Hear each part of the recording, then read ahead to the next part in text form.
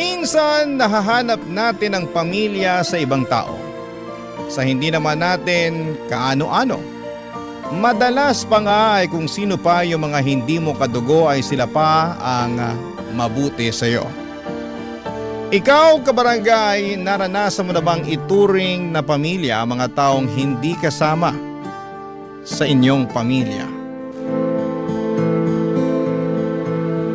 Dear Papa Dudut, ako po si Aliana, kahilera na ang mga nasa 30. At dahil nape-pressure na ako sa mga tao sa paligid ko sa kakatanong kung kailan ba ako magkakajowa, humanap na ako para matahimik na sila. Bukod sa pressure, parang feeling ko ay ready na rin po naman akong magkaroon ng karelasyon. 2 taon na rin akong nabakante. Na-trauma kasi ako sa huling nakarelasyon ko.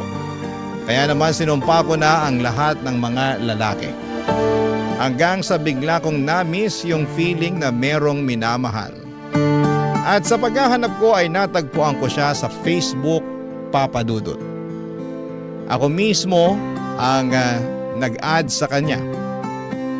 Cute kasi niya sa profile picture niya.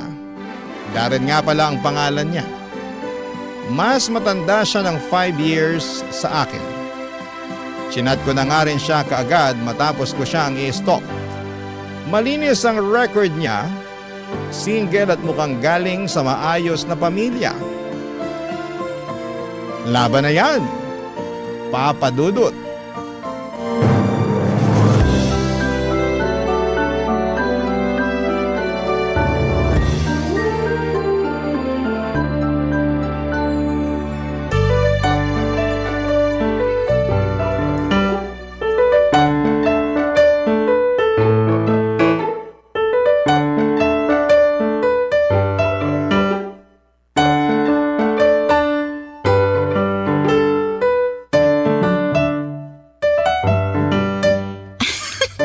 Bagay ko ba talaga yung bangs ko? Oo nga.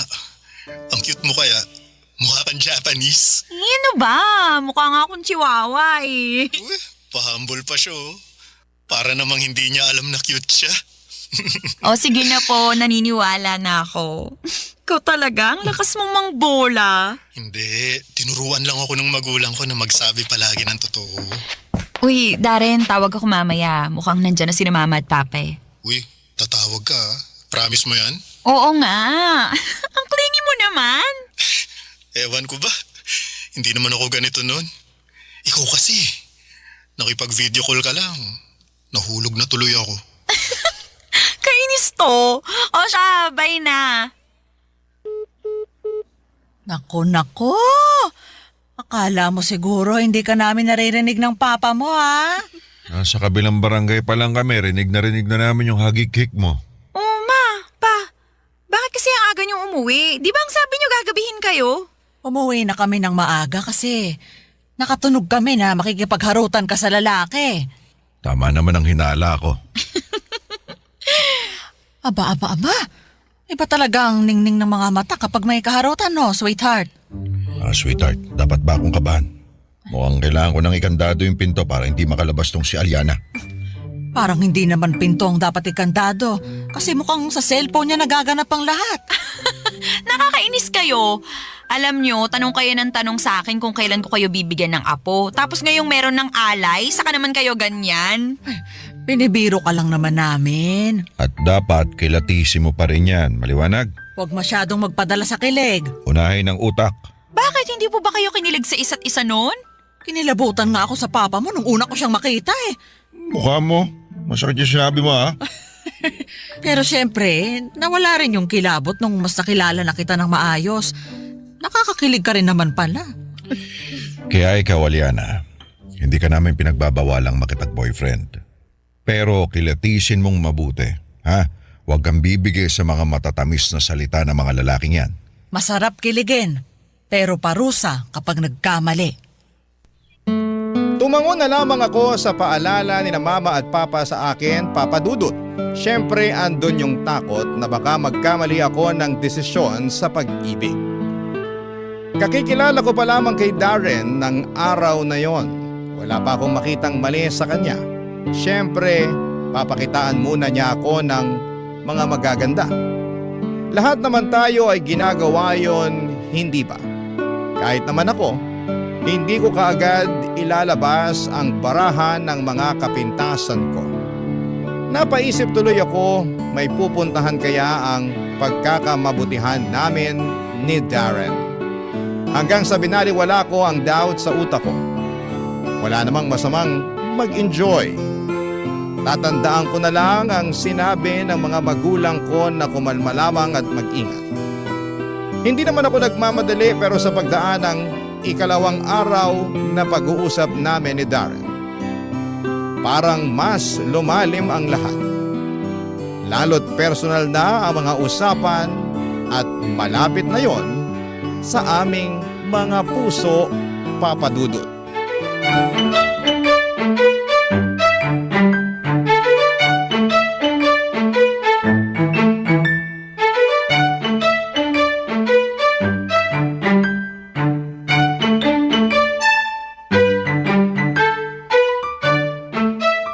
Ang dami na nating napag-usapan, no?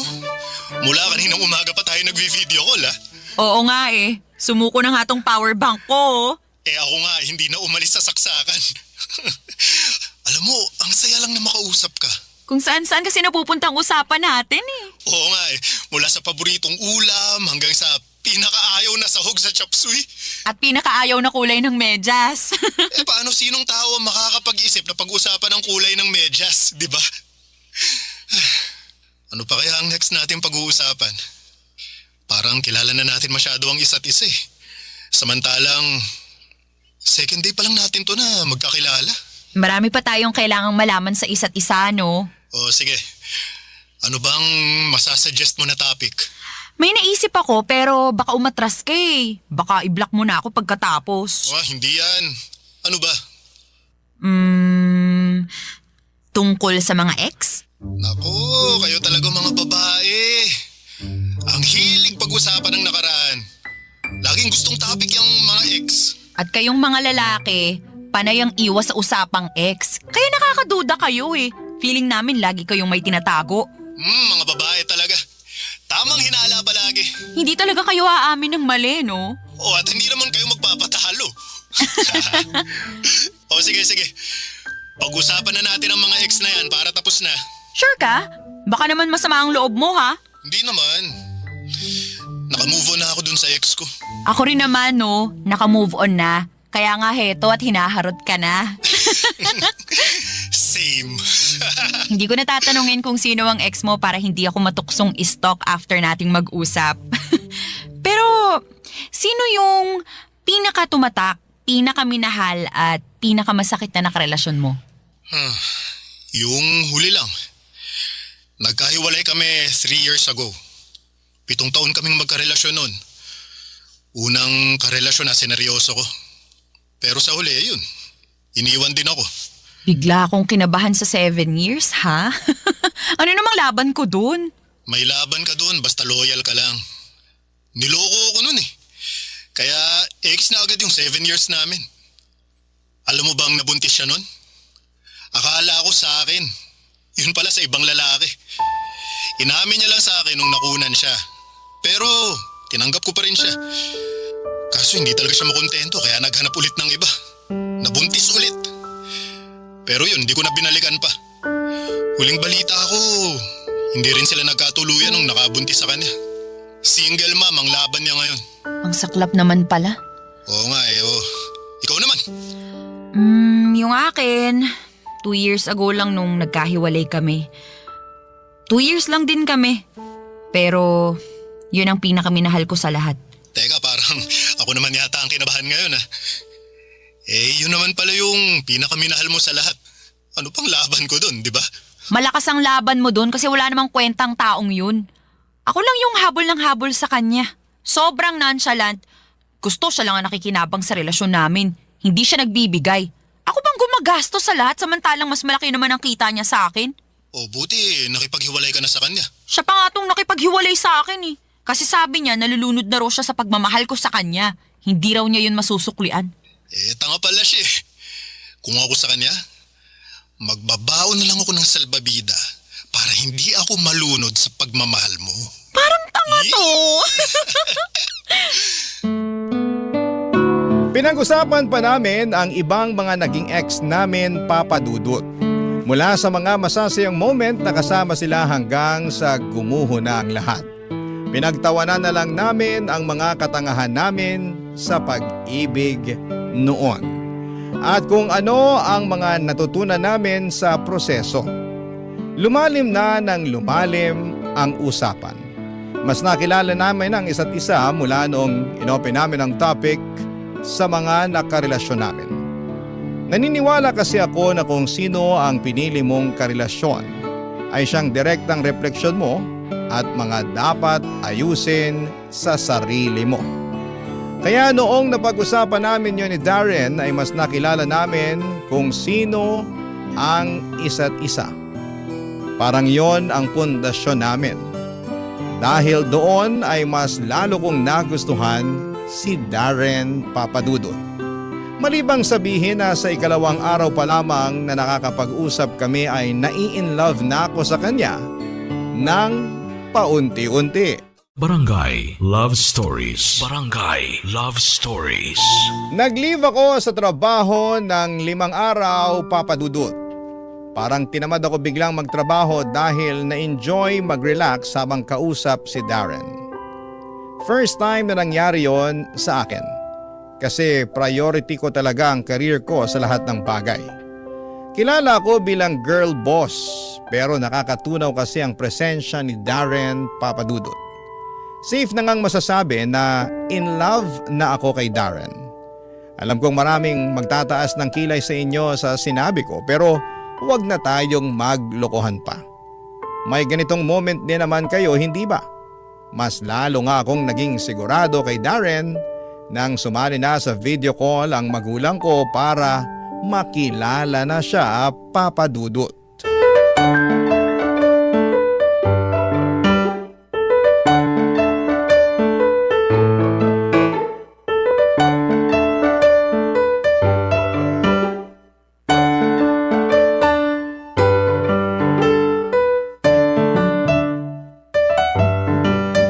Maayos ba ang buhok ko, sweetheart? Malangis pero style yan. Ay, Oo, mainis ka. Hindi ka nga oily pero palot ka naman. Pekon ka pa rin ha. Maayos ka kasi. Makakaharap na natin ng future boyfriend itong si Aliana. Kailangan presentable tayo. Oh, presentable naman ako ah. Oh, nakapolo pa nga ako. Nakapolo ka pero naka-boxer short ka naman. Magpantalon ka nga ron. Huwag mo nang alalahanin yung pang-ibaba ko. Ngumiti na lang tayo kapag kaharap na natin sa video ko landarin na yan.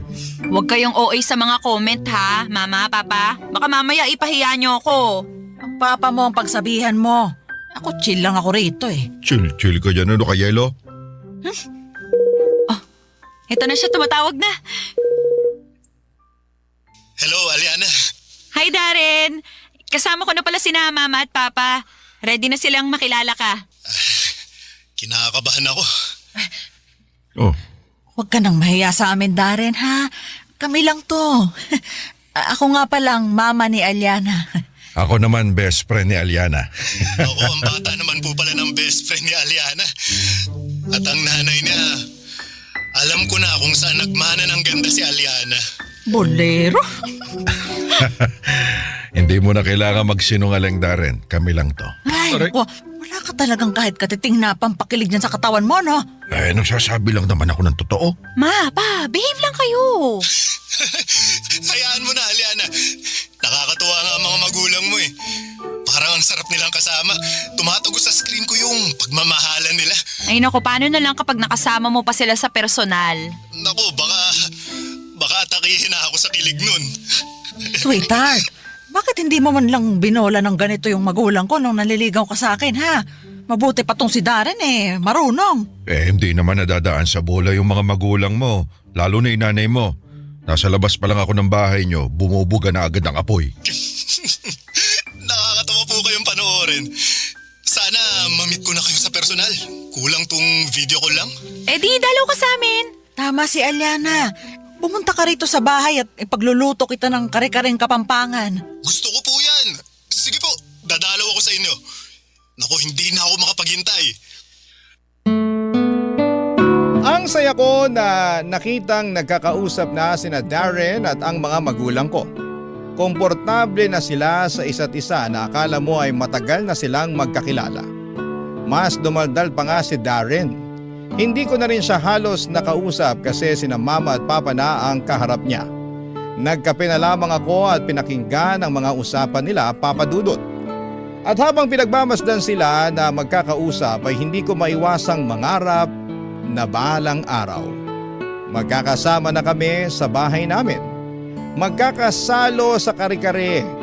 Magkatabi kaming dalawa na nakikinig lang sa mga kwento ni na mama at papa o kaya naman ay nakikinig sa radyo sa inyo, Papa Dudut.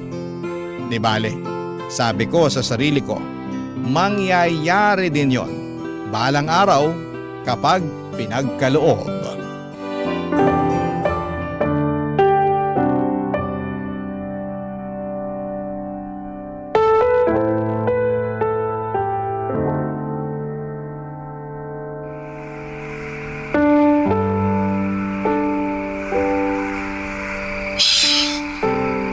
Pasensya ka na kung hindi ko nasagot yung tawag mo kanina. Ha?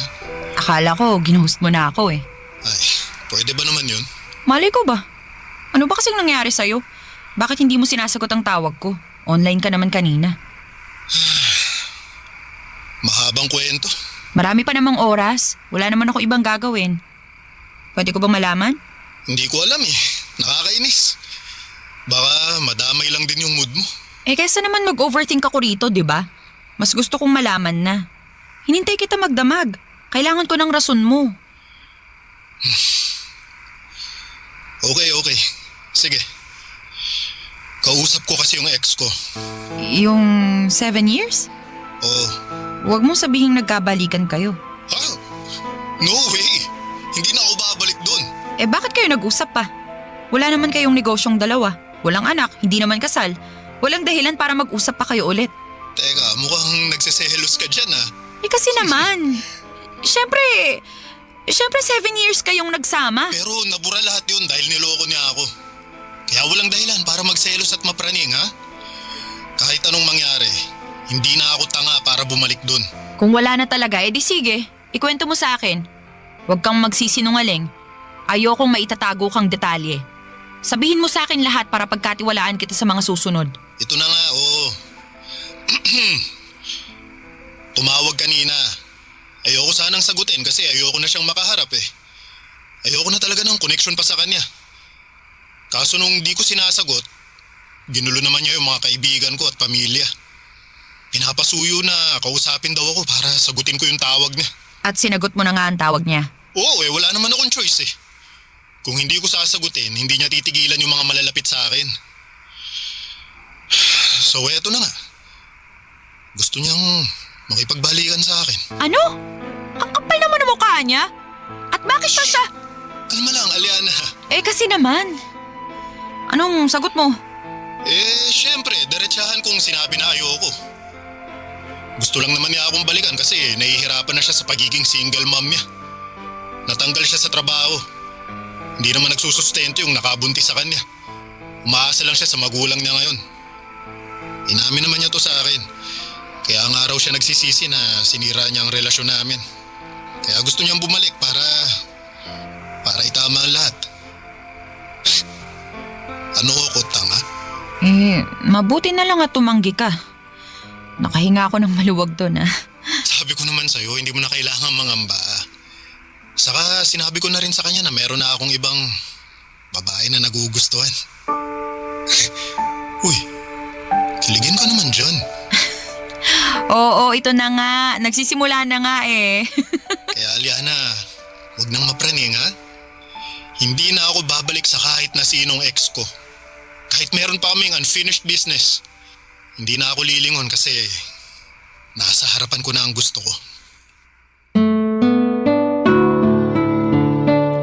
Kuhang-kuha niya ako sa mga salita niya, Papa Dudut. Alam kong hindi dapat maniwala sa salita lamang. Pero ramdam ko kasing sincero siya, kaharap ko siya at nakikita ko yon sa kanyang mga mata. Tinatag na nga rin niya ako sa mga kung ano-anong post sa Facebook. Nagko-comment na rin siya sa mga post ko.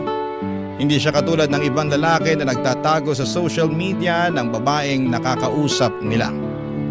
Kaya alam kong seryoso siya sa akin. Yon ang ika-4 na araw na nagkausap kaming dalawa, Papa Dudut. At sa ika-4 na araw na yon ay para lang makampante na ako ay inaya na ako ng date ni Darren. Inaya na niya akong lumabas. Gusto na niyang magkaharap kami dahil hindi na raw siya makapaghintay pa. Pumayag ako kaagad, Papa Dudut. Walang kasing saya at sa wakas ay makikita ko na sa personal ang lalaking muling nagpatibok ng aking puso, Papa Dudut. Barangay Love Stories. Barangay Love Stories. Ika-5 araw ng pagkakilala namin ni Darren. Yun din ang araw na magkikita kaming dalawa, Papa Dudut. Noong umaga ay nakapag-usap kami para sa additional na plano. Kakain kami sa isang resto na sikat sa mga vlogger. Si Darren ang nagsuggest noon, Papa Dudut. Dadalhin daw niya ang motor niya para makapag-rides din kami sa Antipolo. Magkakape kami sa isa sa mga tagong view decks doon. Kilig na kilig ako sa mga plano niya. First time kasi na lalaki ang nagplano ng date.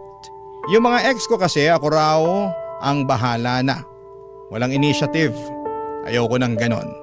Mabuti na lang at hindi gumaya si Darren sa style ng mga ex ko. Mas lalo tuloy akong nagkagusto sa kanya, Papa Dudut.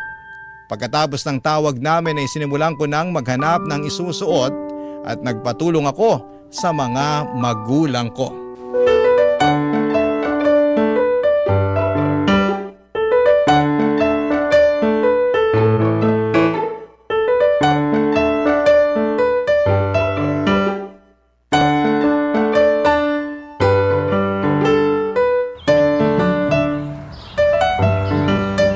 Aliana, hindi bagay sa'yo magsuot ng gray.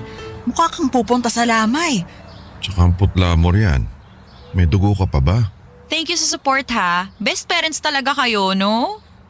Parang mas bagay mo tong pula. Masyadong maiksi yan. Baka hindi makapag-focus sa usapan nila si Darren. Tama ang papa mo. Sunugin mo nga itong pulang dress na to. Huwag mo na itong susuot, ha? OA talaga? Itong violet na dress. Pwede naman yan kung gusto mong magmukhang talong na naglalakad. Alam niyo, minsan iniisip ko talaga kung mahal niyo ako. Shush! Pinapatawa ka lang namin. Oo nga. Ikaw naman kasi. Pansin sa mukha mo ang kaba. Mas maganda kung confident kang haharap sa kanya. Kasi gusto ng mga lalaki yung babaeng kayang dalhin ang sarili nila. Kaya kahit anong isuot mo, basta nadadala mo sa confidence mo, palong-palo na yan. Tama ang papa mo. Kahit sako pa ng harina ang suot mo basta pang Miss Universe ang confidence mo, mai-inlove pa rin sa'yo si Darren. So, pwede ko nang isuot tong pulang dress? Siyempre hindi. Masyadong maiksi yan. Magsuot ka ng bestida lagpas tuhod. Akala ko ba? Ay, labo niyo kausap! Protective lang kami sa'yo, anak. Hindi porket pinapayagan ka naming makipag-date papayagan ka na rin naming masilipan ng Darren na yan. First date nyo pa lang to. Dapat wala mo na siyang makita. Saka huwag ka masyado magpahid ng makeup ha. Mas gusto namin makita yung natural na ganda ng isang babae. Noted pa. Ay, grabe ka-pressure. Magsusuot na nga lang ako ng bulaklaking dress. Bahala na. O sige na po, lumabas na kayo ng kwarto ko para makapag-prepare na ako. O sige. Pero, wag isusuko ang Batangas, ha? Batangas? Sweetheart, bataan yun. Bataan. Ay,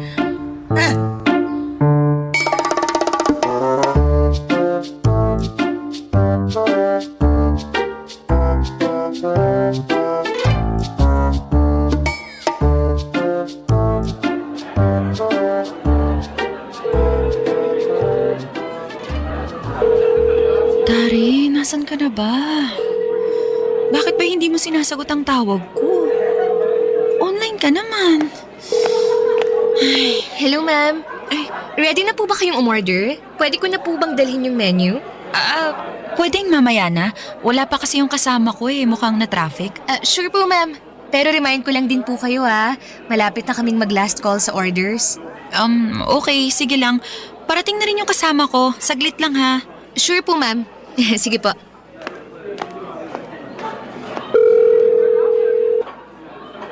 Ano ba, Darin? Bakit naman ganito? Bakit ayaw mong sumagot? Machat na nga lang siya. Darin, nasan ka na? Malapit nang mag-last call. Dito sa resto. Kung malilit ka, i-chat mo na lang sa akin yung order mo. Isisend ko sa'yo yung picture ng menu. Miss? Miss?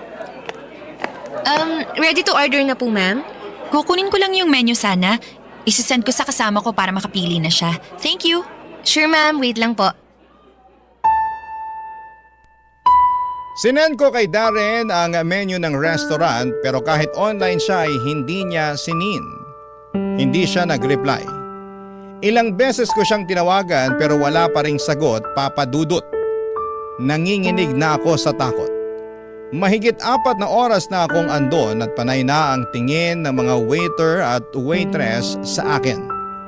Nahihiya lang silang paalisin ako at pakiramdam ko ay alam na rin nila na inindyan ako ng kadate ko. Kaya naman napa-order na lamang ako ng pagkain ko. Lumapit na rin kasi ulit ang waitress sa akin para ipaalala na last call na. Halos hindi ko malunok ang kinakain ko dahil sa sama ng loob. Alam kong hindi na darating si Darren at hindi ko napigilang umiyak. Kahit pinagtitinginan na ako ng mga tao, wala na akong pakialam. Hindi ko na inubos ang pagkain ko. Umalis na ako. Umuwi na ako ng bahay, panayang check ko sa cellphone ko habang bumabiyahe ako. Umaasa pa rin ako na baka mag-reply si Darren at humingi ng sorry. Tatanggapin ko naman yun eh. Pero nakarating na ako sa bahay ay wala pa rin akong natanggap na mensahe mula sa kanya, Papa Dudut.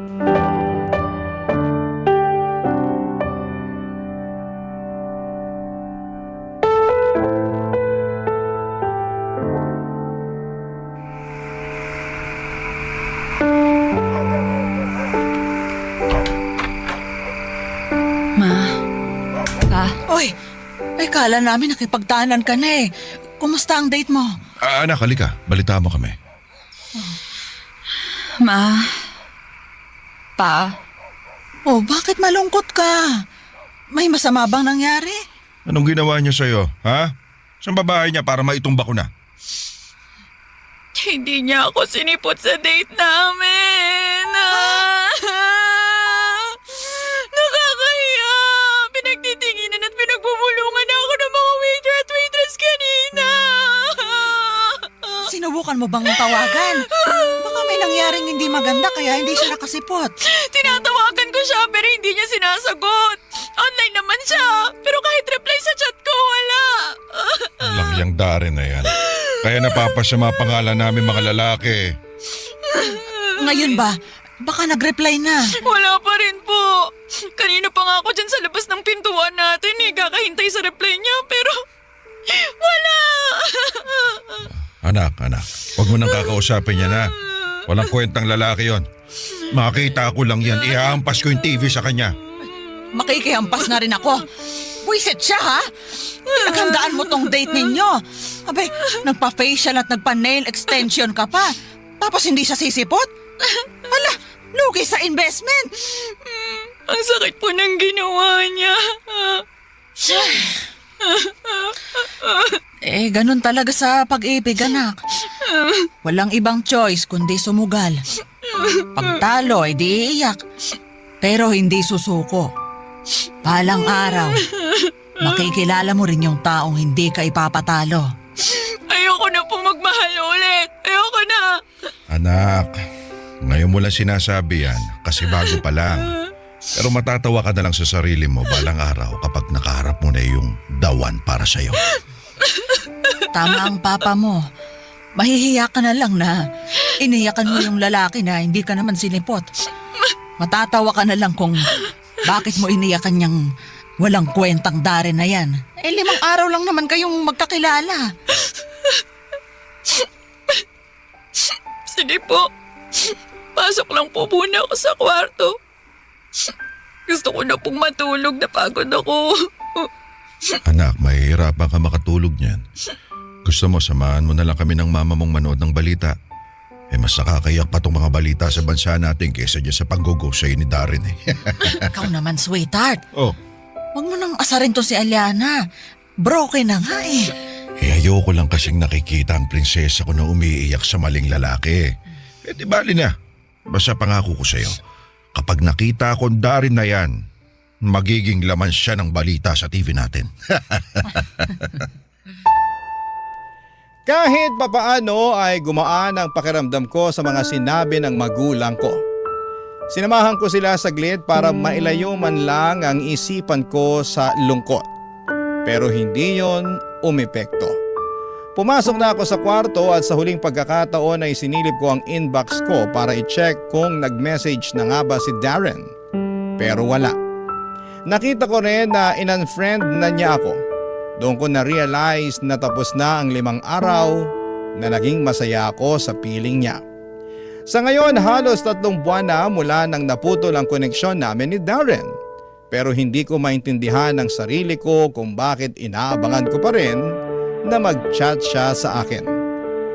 Inaabangan ko pa rin ang paliwanag niya kung bakit bigla na lamang siyang nawala. Ano bang kasalanan ko? Bakit hindi na siya ulit nagparamdam? Mga katanungan na malabo nang mabigyan ng kasagutan. Pero hihingi lang sana ako ng payo sa inyo, mga kabarangay. Minsan din ba naging ganito kayo? Umasa at naging dinulo sa saglit na saya na bigay ng ibang tao. Maraming salamat po, ang inyong kapuso at kabarangay forever, Aliana. Nalilito pa rin sa life ang ating kabarangay. Ano kaya ang maipapayo mo sa kanya? Ibahagi mo yan sa ating comment section para mabasa rin niya. Ang mga kwento ng pag-ibig, kwento ng buhay, at kwento ng pag-asa dito sa Barangay Love Stories.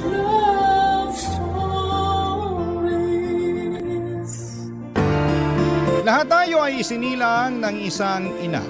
Ngunit hindi lahat ay pinalad na magkaroon ng mabuting ina o lumaki sa piling ng isang ina.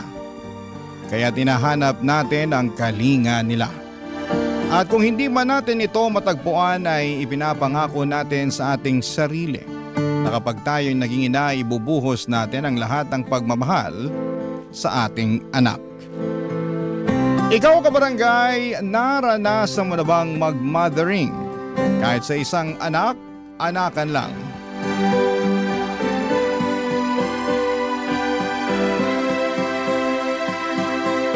Dear Papa Dudut, makulay na tanghali po mga kabarangay. Sana po ay mapili po ninyo, Papa Dudut, ang aking kwento para itampok sa Barangay Love Stories. Alam po ninyo ay fan na fan niyo po ako. At lately ay pansin ko pong pumapayat po kayo. Ano po ba ang sekreto ninyo? Ang atribida ko po natutuwa lang po talaga ako na nabibigyan ninyo ng boses ang platform ng ordinaryong tao na katulad ko na ikwento sa buong mundo ang kanilang struggle na napagtagumpayan. Ako po si Rene, super fresh pa po sa aking alaala. Yung mga panahon na fresh pa po ang beauty ko. Sisimulan ko ang aking kwento noong 1980s. So alam na ng mga kabarangay natin na gurangchi na ako ngayon. Pero doon tayo sa freshness. Noong mga panahon kasing yon ay sobrang tabu pa po ang pagiging out and loud ng mga bakla. Kaya karamihan sa mga kabaklaan society ay kloseta. Paminta ang aura. Ganon din ako. Pinipilit kong maging pamen pero hindi talaga kaya ng powers ko na pigilan ang totoo kong pagkatao. Para kung bulkang gustong sumabog at ipagsigawan sa lahat na maganda ako at gawa ako ng Diyos. Mahal niya ako kasi binigyan niya ako ng talino at face card. Bakit ko nasabi? Kasi consistent ang honor ko noong estudyante pa lamang ako, Papa Dudut. At tuwing fiesta ay kinukuha akong escort ng reyna-reynahan na paeksena kasi cute daw ako. Hindi nila alam na ang bet ko ay ang maging isang reyna. Proud ang parents ko sa utak ko pero ang motherland ko alam na alam niya na hindi lalaki ang uniko iho niya. Isa po akong magandang prinsesa na gustong magkajowa ng isang gwapong Prince Charming. Kaya galit si nanay sa akin, wala daw siyang anak na bakla. Nakakahiya, hindi ako makaakyat sa langit. Pero paano ba akyatin ang langit, Papa Dudut? Pinipigilan ko kung sino talaga ako. Kalimutan yung maging masaya para sa sarili ko at hindi ko na lang titingnan ang crush kong si Enrique. Ganun ba yon, Papa Dudut? Sobrang gwapo po talaga ni Enrique. Kaya kapag siya ang kaharap ko, ako si Rena Bella. Hindi ba ang sosyal pakinggan? Alam nyo, ilang gabi kong pinag-isipan kung magtatapat ako sa kanya. At dumating nga ang araw na hindi ko nakayanan. Sinabi kong gusto ko siya pero straight talaga si Enrique at ang sabi niya ay hindi niya ako pwedeng maging jowa kasi bakla ako. Lalaki pa rin ako. Gusto niya ay babae lang kaya sobrang na-hurt ako, Papa Dudut. Pero ilang linggo lang ay nakabawi ulit ako kasi hindi naman niya ako iniwasan. Ganon pa rin ang treatment niya sa akin pero may kaunting nagbago na gustong gusto ko naman. Kapag kami lang dalawa ay wala siyang pakialam kung niyayakap ko siya. Hanggang sa may kababalaghang nangyari sa aming dalawa na sobra kong kinaligaya. Ganito pala ang feeling, Papa Dudut. Parang lumipad ako sa langit pero ilang araw lang ay lumagapak ako sa lupa. Dahil kumalat ang chismis tungkol sa aming dalawa sa nangyari sa amin. Sa pagsuko ko ng bataan ko at hindi ito nakaligtas sa radar ng nanay ko.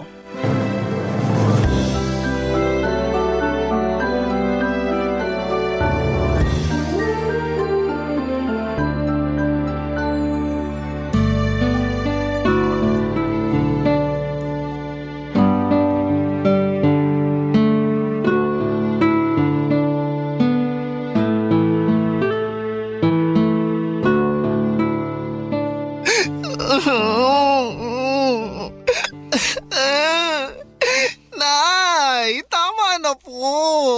Hindi mo lang inisip ang kahihiyan namin. Nay, ang sakit-sakit na po. Ang dami ko na sugat. Di pa sapat yan. Kailangan magtanda ka. Nay naman, maawa naman kayo sa anak ninyo.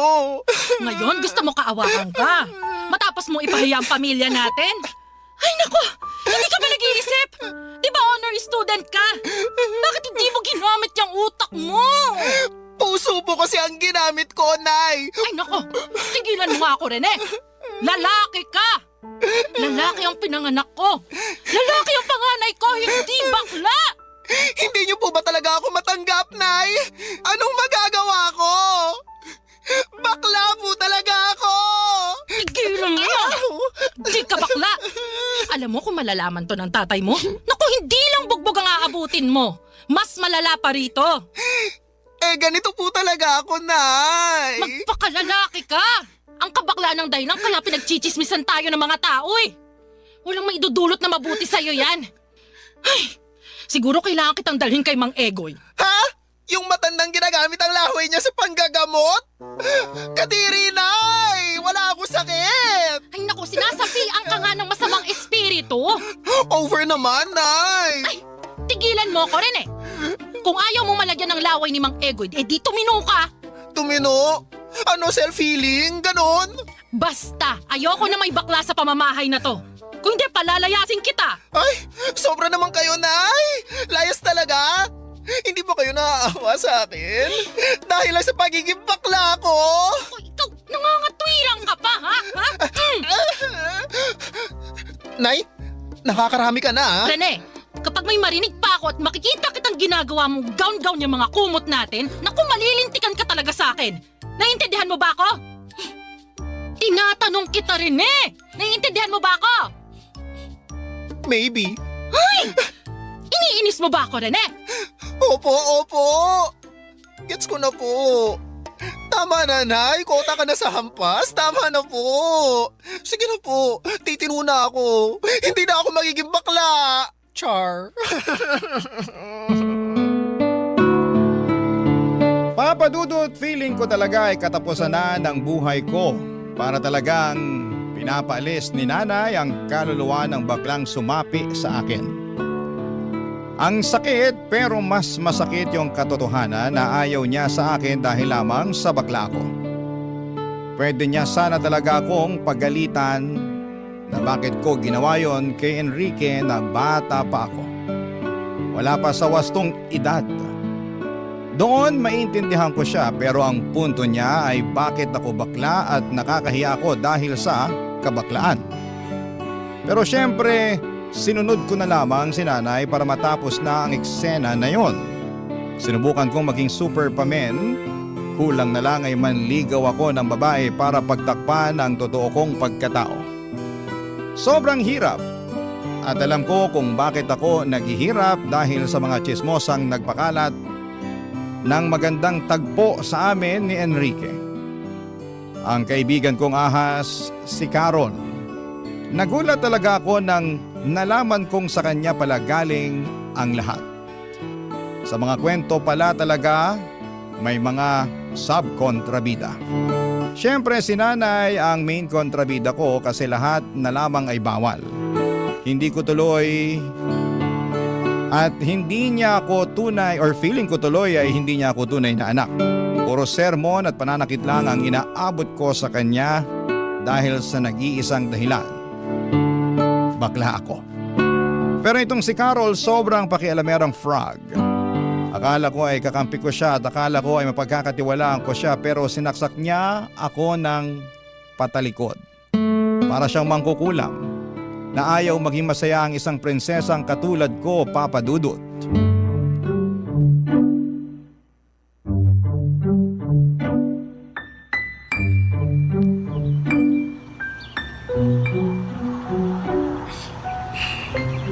Carol, pwede ba tayong mag-usap?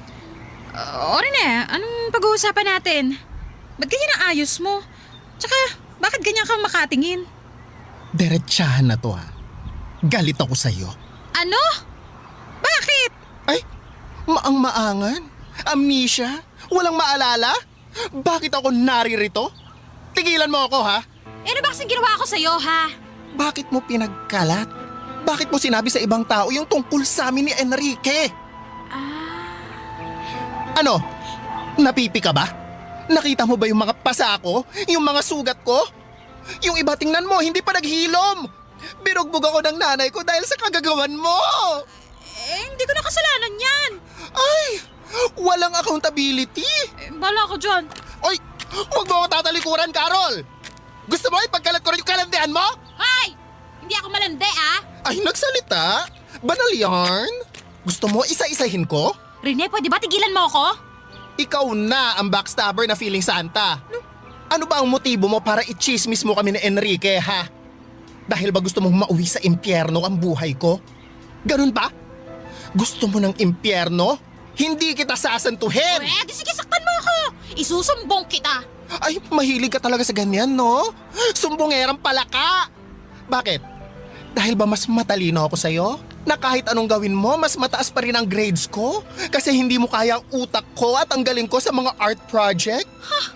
Alam mo, nakakaawa ka kasi hindi ka lumalaban ng patas. Oo na.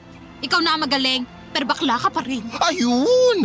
Wow! Grabe ang argument! Pang matanda ang atake, wala bang bago? Alam mo, hindi na ako nasasaktan kung tawagin mo man akong bakla. Mas nakakasakit yung hindi ka nga bakla.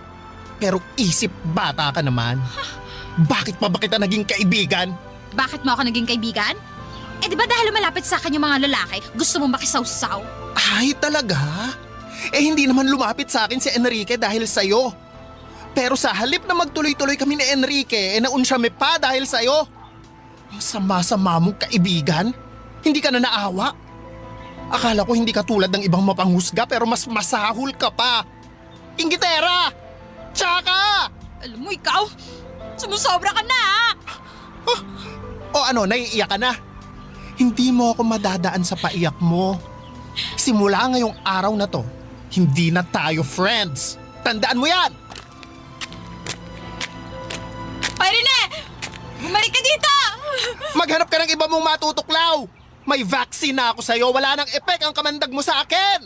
Che!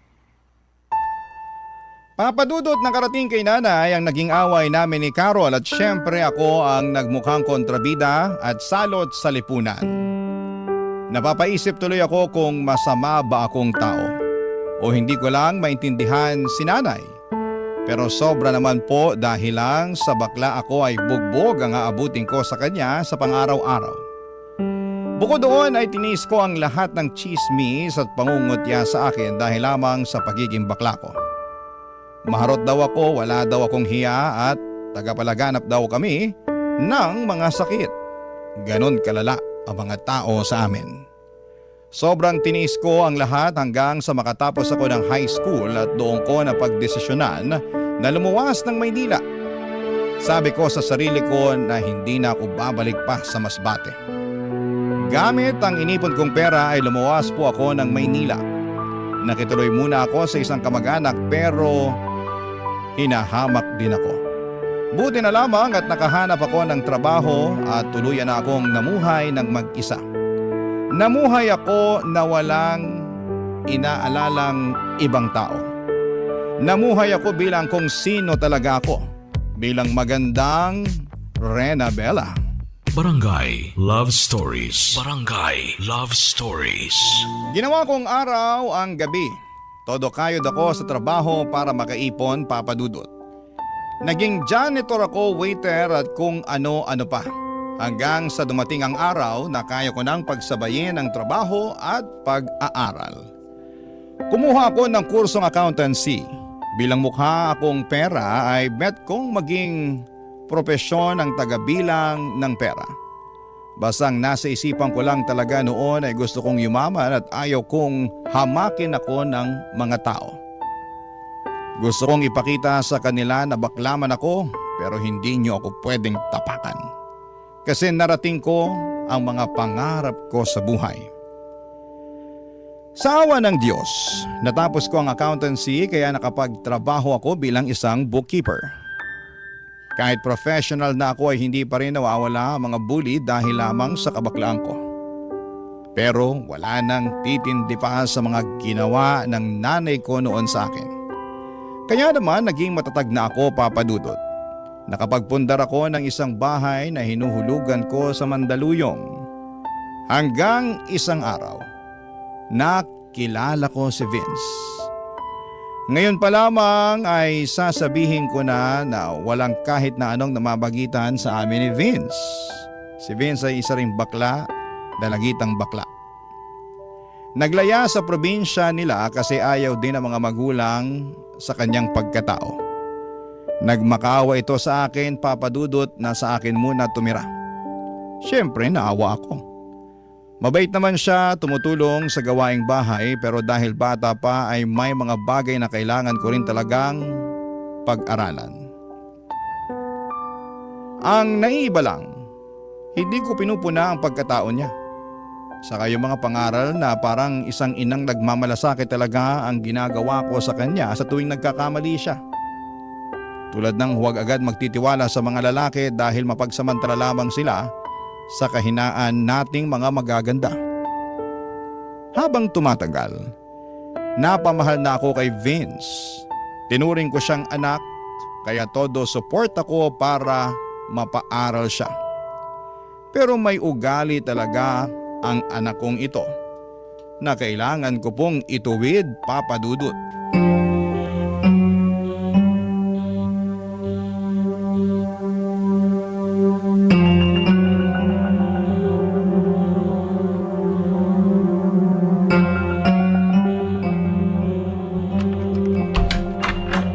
Anong ginagawa mo? Nangungupit ka? Mother, Vince, bakit mo to ginagawa? Sagutin mo ko. Hindi pa ba sapat ang ginagawa ko sa'yo para ganituhin mo ako? Pinagnanakawan mo ako ng pera? sorry mother. Ilang beses mo na tong ginawa, ha? Kaya pala nawawalan ako ng pera dahil ninanakawan mo ako? Eh tayong dalawa lang dito sa bahay. Pinapaniwala ko lang ang sarili ko na baka mali lang ako. Pero ngayon, nakita kita sa akto. Mother, sorry. Palalayasin mo na ba ako? Hoy Vince, huwag mo akong idaan sa paawa. Hindi ko sinabing palalayasin kita. Pero bakit ka nangungupit? Hihiya po kasi ako sa inyo eh. Gusto ko po sanang manood ng concert. Vince naman. Sorry po talaga, Mother. Sana sinabi mo na lang sa akin. Nahihiya po kasi ako eh. Hindi naman po basic needs yun eh. Pinaaral mo na nga po ako eh. Pinapakain. Tinuturi na parang anak mo. Kaya parang kalabisan po kung hihingi pa po ako sa inyo. Eh ang pagnanakaw. Hindi ba mas kalabisan yon? Mother, sorry po talaga. Mabuti na lang at nalaman ko ng maaga. Paano kung masanay ka na? Magiging normal na lang sa'yo ang magnakaw. Gawin mo ang madaling paraan para makuha ang gusto mo. Kung tinuturing mo akong totoong mother, hindi ka gagawa ng kalabisan na katulad nito. Mali po ako. Mali po talaga yung ginawa ko. Huwag na huwag mong ugaliing maging sinungaling at magnanakaw, Vince, ha? Oo, bakla tayo. Pero hindi tayo sinungaling at magnanakaw. Hindi ako nahihiya sa pagiging bakla ko. Ang dapat mahiya yung nagnakaw at nuknukan ng sinungaling. Mother, pasensya na po. Sorry po talaga. Aalis na lang po ako. O aber kung aalis ka, saan ka naman pupunta? Maghahanap po siguro ng trabaho. Hindi ko po alam. Hindi, huwag kang umalis. Po? Ipangako mo sa akin at sa sarili mo na hindi mo na uulitin pa to. Masama ang manloko ng kapwa. Masama ang maging buhaya. Ayaw kong magpalaki ng buhaya. Ang gusto ko, matinong tao. Naiintindihan mo ba? Mother, ang bait-bait niyo pa rin po sa akin kahit gano'n na po yung ginawa ko sa inyo. Paprangkahin na kita, ha? Red flag talaga ang ginawa mo pero napamahal ka na sa akin eh. At gusto kong intindihin ka at gabayan para maging mabuting tao ka. Ha? Yes, Mother. Magiging mabuting tao po ako. Huwag lang sa salita, ha? Gawin mo, Vince. Gawin mo. Yes, Mother Renabella. Ay! Go, Vina! Hindi pwedeng buwakelya ang baklush na pretty.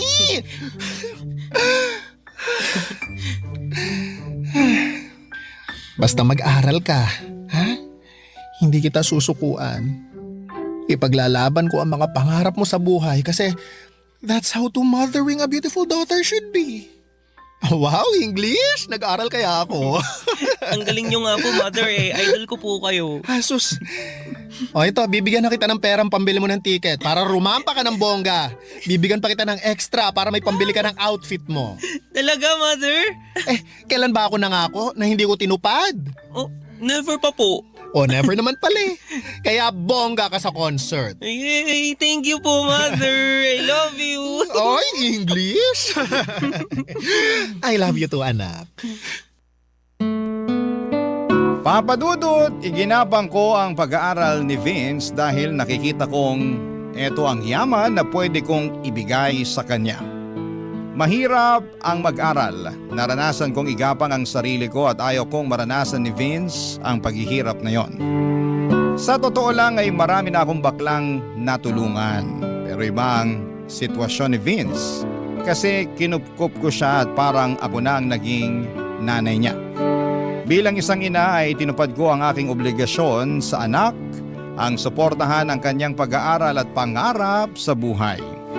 At sobrang saya ko po nang makapagtapos siya ng high school, Papa Dudut. Proud na proud ako sa kanya at sa sarili ko na kaya ko palang maging isang ina at tatay sa isang hindi ko kadugo. Pero trinato ko talagang anak. Siyempre may mga lalaki din naman ako kaya may mga masasayang araw din ang puso at katawang lupa ko. Pero iba rin talaga nang dumating si Vince, Papa Dudut. Nabihag niya ang puso ko nang biglang magpakita itong si Andrew sa akin. Sa bahay ko na tumira itong si Andrew, may mother at father na itong si Vince na anak-anakan ko. At tuwing umuwi si Vince galing sa school, sa college ay parang perfect family talaga kaming tatlo. Ang saya-saya ko po, Papa Dudut, pero may ginawa si Andrew na red flag sa akin.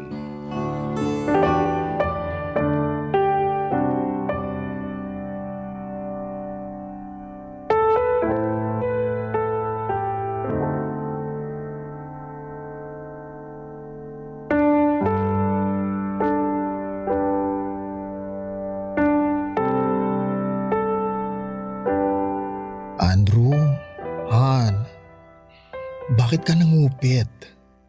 Bakit mo ginalaw yung ipon ko? Han, kasi... Ang ayaw ko, yung sinungaling na nga, magnanakaw pa. Teka lang. Ano kasi Han eh? Han, kasi... Sige, magsinungaling ka pa. Makinig ka. Kailangan ko lang kasi. Nasa ospital ang nanay ko sa Cebu. Yun. Ano? Oo. Tama ang narinig mo. Nasa ospital siya. Eh bakit hindi mo sinabi sa akin? Bakit kailangan mo pang nakawin ang pera ko? 2 beses ka pang nangupit. Sorry na. Aaminin ko, nagkamali ako. Eh pero ano yung una last week? Anong dahilan mo kung bakit mo kinuha yung pera ko nun? Eh yun na nga. Humihingi ang nanay ko. Unang nagkasakit ang tatay. Tapos siya. Yun. Ganun. Ay, umayos ka Andrew ha. Akala ko nga si Vince ang kumuha ng pera. Kung hindi ko lang nakita sa bag mo bago ka pa umalis ng bahay, malamang si Vince pa rin ang pagdududahan ko. Kawawa naman yung anak ko.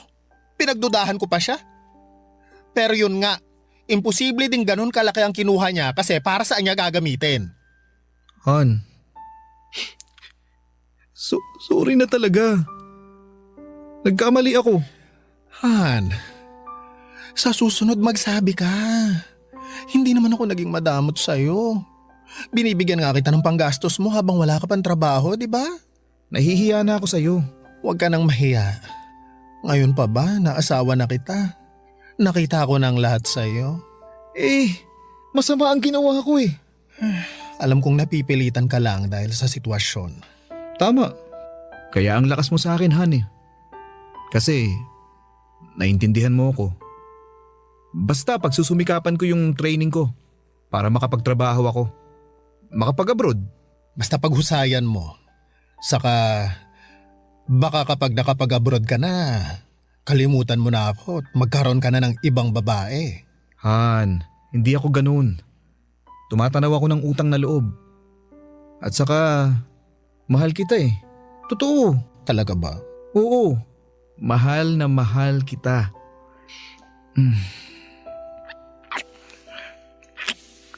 Ay, Han, hindi ko kayang mawala ka sa piling ko.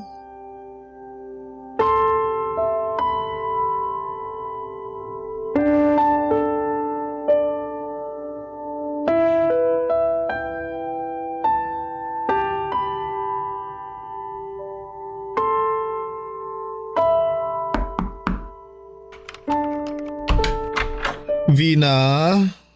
Mother? Sorry anak. Mother, bakit po? May kasalanan ako sa'yo anak. Kasalanan? Bakit po? Umupo nga po muna tayo dito sa kama, Mother.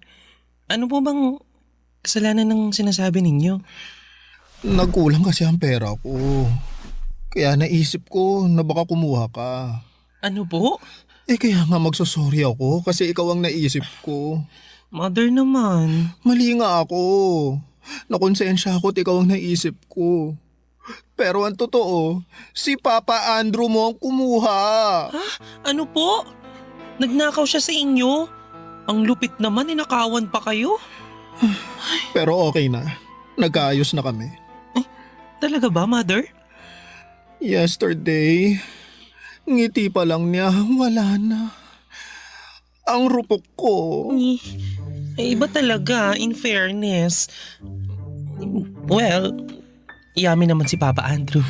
Truly, Lee, ang muscles, ang face, ang performance, pang opera. Mapapanganga ka talaga ng bongga. Mother ha? Mukhang nandidiri ka. Baka ikaw, may nililihim ka na sa akin. Over? Wala po akong nililihim. Ano naman po ang nililihim ko sa inyo? Love life. Mother, wala pa. Gusto kong graduate muna ng college. Hard to get tayo, ganon. Talaga. Yes. Vina, hindi kita pinagbabawalang magka-BF, ha? Kaya ayokong maglihim ka. Mother, kung magkaka-BF man po ako, ikaw agad ang unang makaka-nose. Pero, Ano-ano, ha? Rampa-rampa lang po muna. Hindi po ako pwedeng magka-Andrew tulad mo. Uunahin ko po muna magka-diploma. Ay, very good. Ganyan nga. Hindi talaga ako nagsisisi na inampon kita. Proud ako sa'yo, anak. Proud na proud ako sa'yo.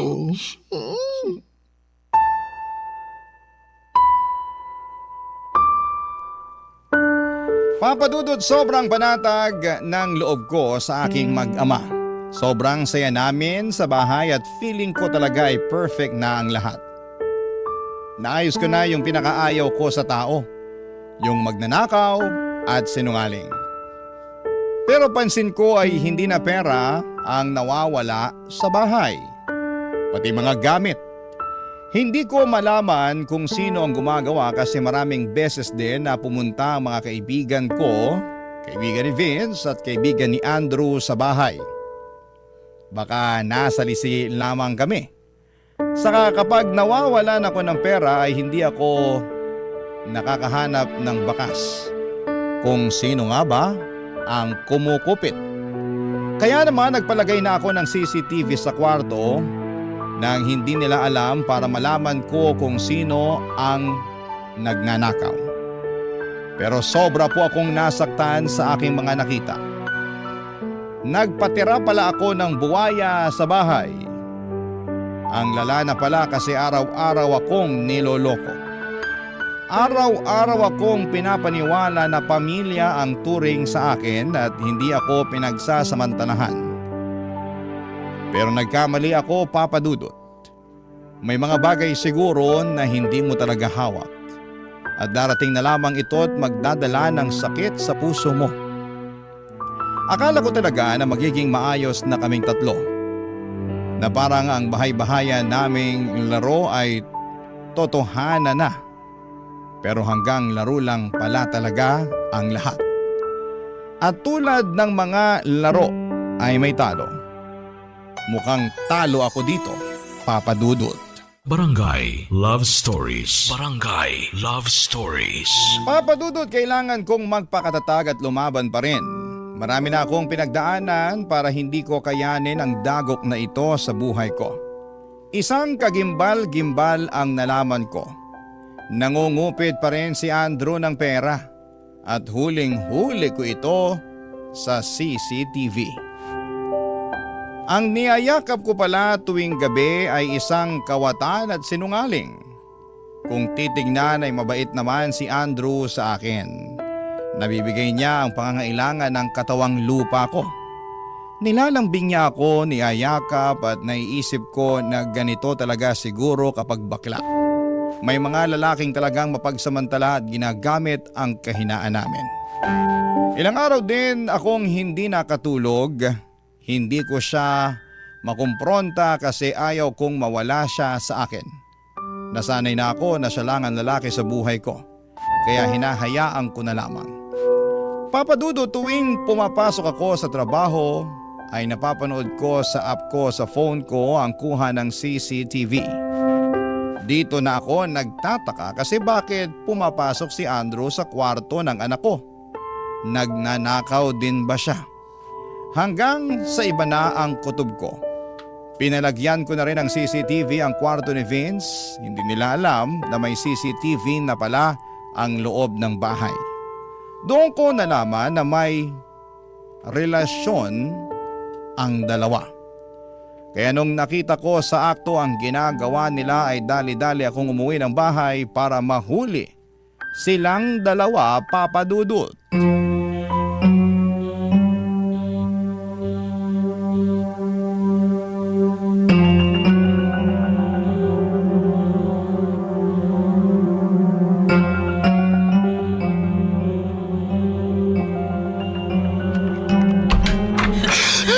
Mother? Makakayop kayo! Tama na! Andrew! Tama na! Bakit si Vince pa? Bakit? Rene! Han! Huwag mo ako matawag-tawag na Han! At ikaw, Vince! Ang landi mo! Bakit si Andrew pa? Mother! Huwag mo akong madaan-daan sa paiyak-iyak mo! Pinakain kita! Binihisan! Ginawang tao! Pero isa ka palang ahas! At ikaw lalaki ka! Ang sama mo! Ang sama-sama mo! Namumuro ka na sa pananakit ha? Karapatan kong saktan ka! Kasi ginawa niyo akong tanga! Rene ha, tigilan mo na to. Titigilan ko na talaga! Dahil palalayasin ko kayong dalawa! Lumayas kayo! Ano? Rene naman. Huwag naman ganun. Anong huwag? Matapos kong malaman ang kahalayan niyo! Sa anak pa natin talaga, Andrew! Rene naman. Pareho naman kayong bakla. Mapagbigay lang. Kasiyahan lang. Anong kasiyahan? Saka ano yung pangungupit mo? Kasiyahan lang din? Anong pangungupit yung pinagsasasabi mo? Wala akong kinupit ha. Ay talaga naman! Ang magnanakaw! Kapatid talaga ng sinungaling! Wag mo akong pagbibintangan. Ikaw pa ngayon ang nagbabanta! May ebidensya ako! Ano? May CCTV ang buong bahay na to! Lahat ng galaw sa loob ng bahay nakikita ko! Ang pagnanakaw mo! Ang kahayupan yung dalawa! Kaya lumayas na kayo! Layas! Mother! Huwag mo akong matawag-tawag na mother! Wala akong anak na malandi at inaasa sa sarili niyang... Bakit mo nagawa sa akin yun, ha? Kung makaiyak ka naman, nakinabang ka rin naman sa akin ah. Nakinabang? O nabulag ako? Na akala ko matino kang tao? Nabudol mo ako? Pero ngayon, tama na ang katangahan ko sa isang tulad mong walang kwenta! Magnanakaw! Lumayas ka na! Kung hindi, papakulong kita! Papa Dudut, sobrang gumuho po ang mundo ko ng araw na yon. Nagalaga pala ako ng ahas at buwaya sa aking bahay.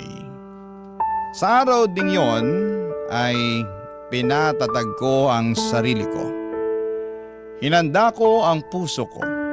Kahit na anong iyak at paghingi ng tawad ni Vince ay hindi ko talaga binuksan ang puso ko. Hindi po pwedeng lumambot kasi ibang klaseng pagtataksil na ang ginawa niya. Nararapat lang na umalis na siya. Wakasan ang naging ugnayan naming dalawa. Inahas na niya ako ang mother niya. Wala na ang kahit na anong etsyos ang magpapabago sa desisyon ko. Nakita ko sa mga mata ni Vince na sobrang ayaw niya akong iwanan. Pero guilty siya sa ginawa niya. Si Andrew naman, mas nakita ko ang totoong kulay. Katulad lamang siya ng mga lalaking mapagsamantala sa mga bakla. Hindi ko naman nilalahat ang mga lalaki dahil may mga lalaki namang talagang genuinely na minamahalang karelasyon na bakla. Siguro hindi lang po ako pinalad. Naging tahimik ang bahay, wala nang Andrew at wala na ring Vince na nagchuchuk-tsakan kapag nakatalikod ako. Sa totoo lang, na-miss ko po si Vince. Umiiyak ako kasi nasasayangan ako sa kanya. Pero ginusto niya ang ginawa niya, ginusto niyang lokohin ang nag-iisang baklang nagpaka-mother sa kanya. Matapos ang halos 1 linggo ay bumalik si Vince, nagmamakaawa at humihingi ng patawad sa akin, Papa Dudut.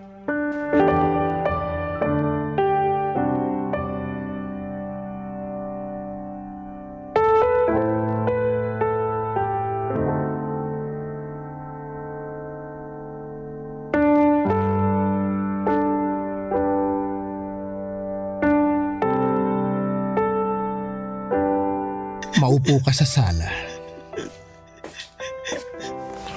Mother, sobrang nagsisisi na talaga ako sa nagawa ko sa'yo.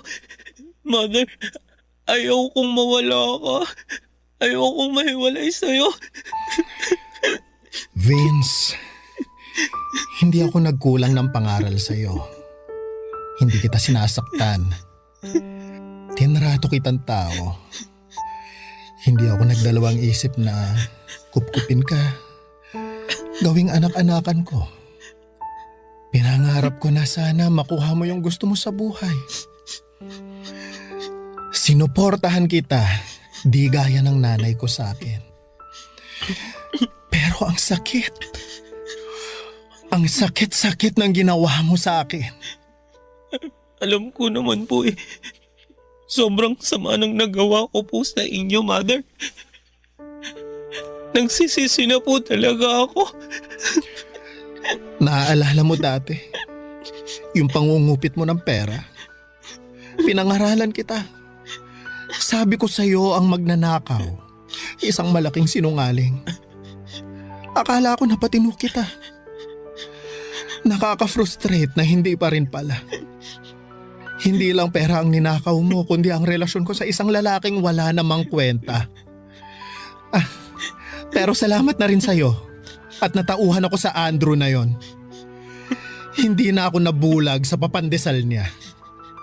Mother, patawad po. Hindi ko na po gagawin sa'yo yung ganun. Magpapakatino na po ako. Gusto ko po kasing makasama kayo sa pagtupad ng mga pangarap ko eh. Vince, I'm sorry. Buo na ang desisyon ko. Naaalala mo? Kusa akong lumaya sa pamilya ko at gumawa ng sarili kong buhay dahil napuno na ako sa pananakit ni nanay. Nakaya kong mabuhay. Nakaya kong maging tao. Hindi malayong kaya mo ring maging tao. Mother naman. Please. Give me another chance. Ay, maraming chance na ang binigay ko sa'yo, Vince. Marami na. Hindi sa lahat ng oras na kapag nagkakamali ang isang tao, bibigyan na naman ng chance. Puro tayo chance pero walang accountability. Kaya tayo hindi umuusad sa buhay. Ang gusto ko, mamuhay na walang mga taong gahaman, mapanlinlang at sinungaling. Madaluluhod po ako. Magmamakaawa. Sana mapatawan niyo po ako. Wa-epek sa akin yan. Huwag mo nang gawin. Alam mo, ang dapat mong gawin ay humahanap ng trabaho para mapagpatuloy mo yung pag-aaral mo. Sayang naman yung nasimulan mo. Saka, sige na. Ito, kunin mo tong pera para may pangsimula ka. Ito na ang huling tulong ko sa'yo. At wag na wag ka nang magpapakita pa sa akin. Papa Dudut, sobrang sakit pala na palayain ang isang tao na sobrang minahal mo. Ang sakit sa dibdib. Parang sinasaksak ang puso ko nang makita ko si Vince na bitbit ang ibang gamit paalis ng bahay. Nang sinarado ko ang pintuan, yun ang oras na kailangan kong kalimutan ang anak-anakan ko. Mahirap pero kailangan kong gawin. Sa ngayon, Papa Dudut, ay mag-isa na lamang po ako. Wala nang Andrew, wala nang Vince sa buhay ko. Pero natutunan ko na rin na hindi pala sukatan ng pagmamahal ang pagtitiis sa sakit at kasinungalingan. May mga kaibigan naman akong nananatili at doon ko nahanap ang lakas na muli akong bumangon. Para sa akin, Papa Dudut, walang masama sa pagiging bakla. Hinding-hindi ko ikakahiya kung sino po ako. Pero mali ang magnakaw, mali ang manloko at mali ang magsinungaling sa taong nagmahal at nagtiwala sa iyo ng totoo. Doon ako labis na nasaktan, Papa Dudut. Doon ako natuto. Ngayon ay mas maingat na ako, mas matatag at mas pinipili ko na lamang ang mga taong karapat-dapat sa pagmamahal ko. Ang inyong kapuso at kabarangay forever, Rene, aka Rena Bella. Ako, gigil na gigil talaga ako sa nangyayari sa kwento natin. O ikaw, kabarangay, kumukulo rin ba dugo mo? Pwede kang mag-iwan ng comment sa ating comment section.